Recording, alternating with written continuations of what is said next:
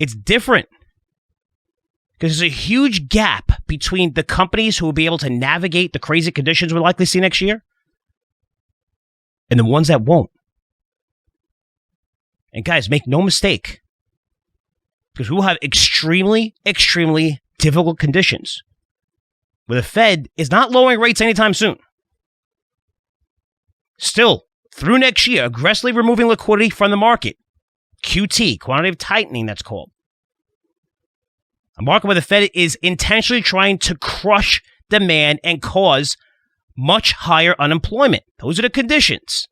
We don't make them up. That's the way it is. That's what happens when you have inflation.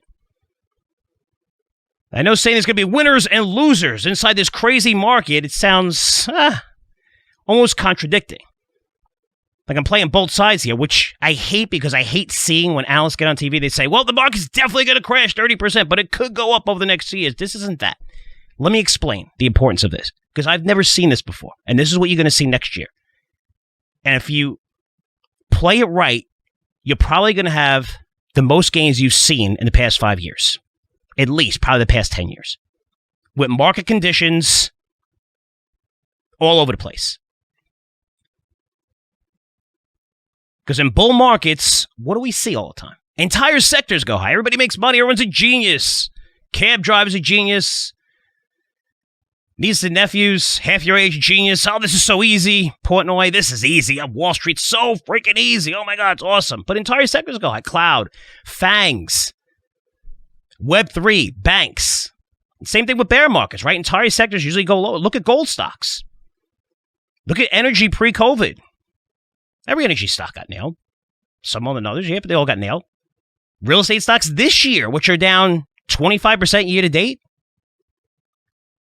Semis, every semi got crushed over the past couple of months. And for most of this year, like pre-October. So it didn't really matter what cloud stock you bought from 2017 through January 2020, which was COVID peak. The entire sector did well. Yes, you could have said, well, I had NVIDIA and I had AMD that killed it. But even Intel doubled from that time frame. Mid-2017 to pre-COVID highs. Early 2020, Intel doubled. So he still made money. It didn't matter what gold stock you bought over that same time frame. They all sucked. You lost a little bit less money in the producers, but even the producers came down a ton. Just everything came. There was no separation. Going forward into next year, we are going to see massive, massive separation in companies within the same sectors. Like Norwegian Cruise Lines will thrive. All the debt is fixed. Strong balance sheet. Focus on high-end consumers, while Carnival is in terrible position. Massive debt, higher rates, focuses on the lower to middle class consumers where inflation is really hurting those people a lot more with fuel and food prices.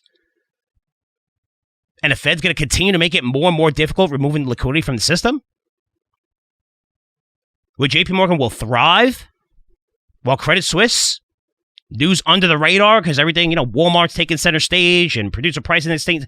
Credit Suisse just sold a significant part of its securitized products portfolio to Apollo to help lower leverage significantly. Look at Ford with saddled with massive debt, loses money on every new EV it sells, while GM's in much better position from a balance sheet perspective, is more focusing on autonomous vehicles. Ford said, we're done with autonomous. We're going to EVs. They're autonomous, along with EVs, gas vehicles.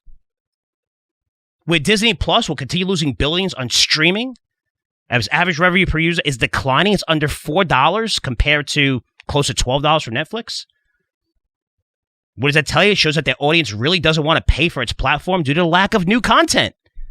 You need more new content than just a few Disney add-ons or Star Wars add-ons. Your best content's not going to that platform. I talked about this past couple of weeks since they reported.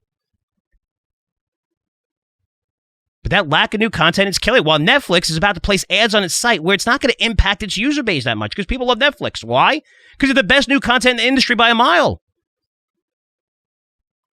I think it's dead to me. It's coming out their new season in a couple days that we watch. I mean, it's Cobra Kai. It's constantly. Stranger Things, constantly. Things that people go home to see.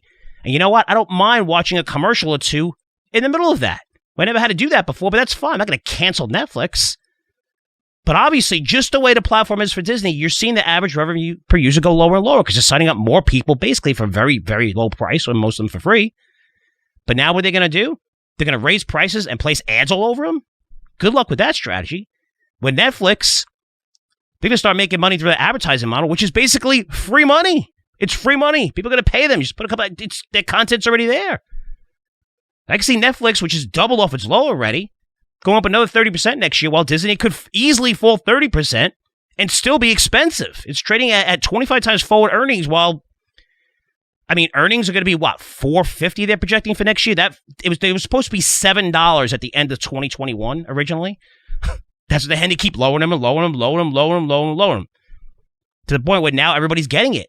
Streaming is the worst business in the world, and Disney didn't come up with some revolution idea for Disney Plus. They had to do it because they had to. Everything was closed. They were more impacted during COVID. Even after COVID, their parks, certain capacities, theaters, cruises, everything. They had to do something good for them. They did something. People bought into it. They didn't care about the numbers. All they care about is how many subscribers. They didn't care if anyone was paying for it. Now it's coming back to kill them.